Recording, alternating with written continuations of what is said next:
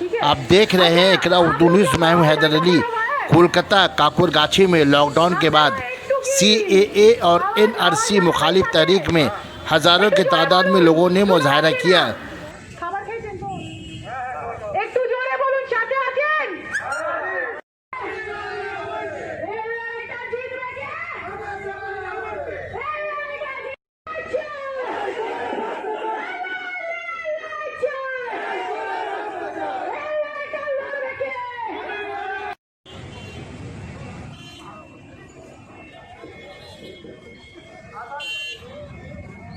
तो हम क्या चाहे है हम तो हमारी मीठी मीठी वो फूलों वाली वो खुशबू वाली वो नींबू वाली वो काली वाली वो नेहरू वाली।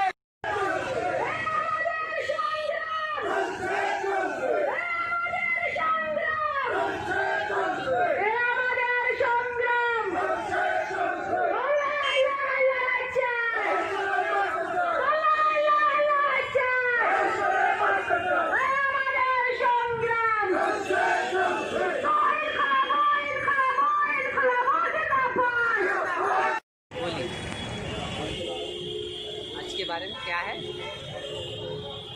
आज हम लोग कलकत्ता के फूल बागान काकुरगाछी मोड़ में जमा हैं।